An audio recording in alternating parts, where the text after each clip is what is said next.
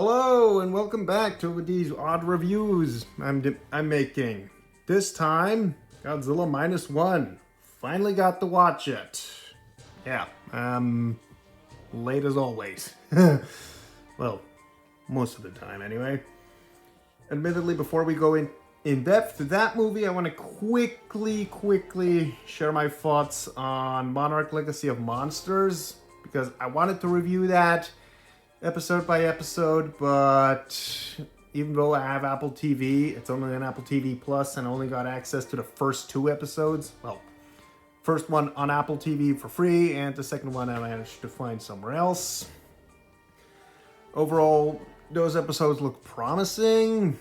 It was good enough. About the only thing I would mention that kind of tipped me off was the back and forth skipping between the 50s and in 2015. I mean, the storylines weren't bad, but the problem was I got invested in one story and suddenly I'm back in the other one. Yeah, it got a little, how can I put it, jarring. Other than that, it was decent. I mean, again, good stories, but when it's a back and forth, it gets a little annoying.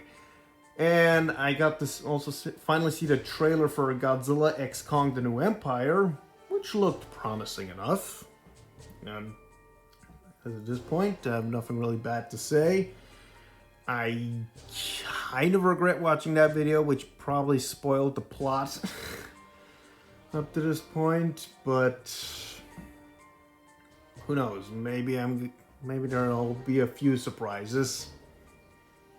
I'm a little doubtful, but hey, well, if they make it enjoyable enough, and from the trailer it looks like a good old action monster romp, just the way I expected from the MonsterVerse films, I suppose that's decent.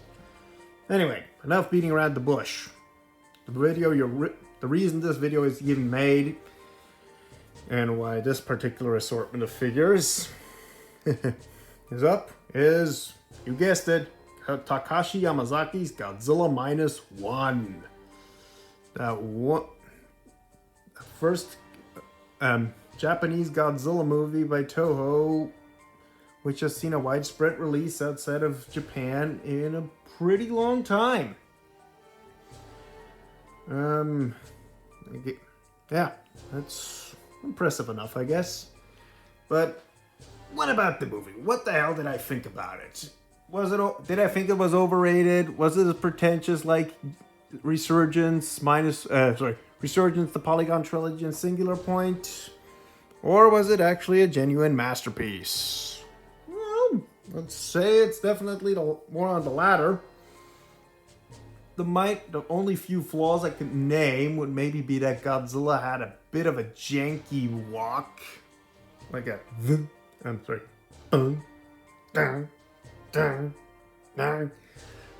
Sorry, which was a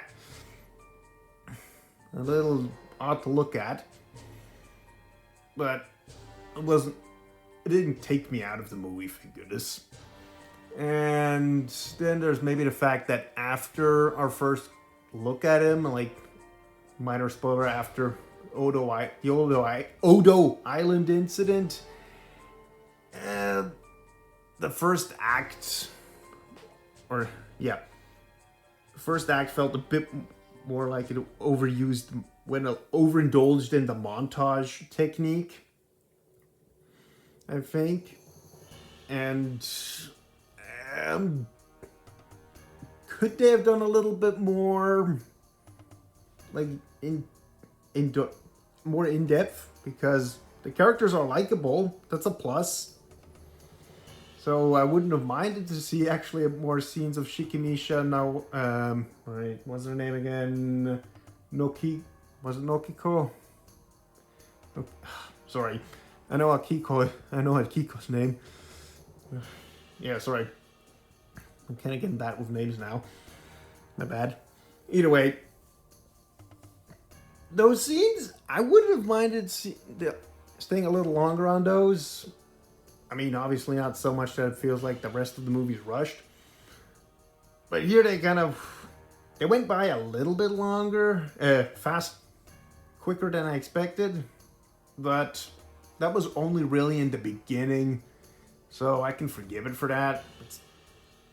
There's about the only real flaws I can name in the movie. Everything else, though, was phenomenal. I mean, the CGI actually looks genuinely well done. Godzilla has a good design, even though I think he has a very tiny head. But then again, that's not only partial to this particular version of the Big G. Though, other than that... Okay, no, wait, sorry. That sounds a bit... sorry. Sorry, negative aura again. In general, everything else worked. It's an interesting take, because I can't really name many monster movies that take place in the 40s retroactively, or even were made then. Very little comes to mind. I think this is a very good take, especially on Godzilla. Admittedly, I also went to watch it with my dad, and he was a little less impressed because he thought the Big G did not have much of a motivation in this movie. Yeah, I know that's going a little bit more into the spoilers, which I want to avoid more, because I do recommend to watch this movie. It's definitely worth your time. If you want something that's closer to the original, I mean, I don't think it's ever going to replace Godzilla 1954, or at least I don't think it should. It's clearly its own thing to some degree, even if Godzilla's defeat in this does look a little bit ridiculous.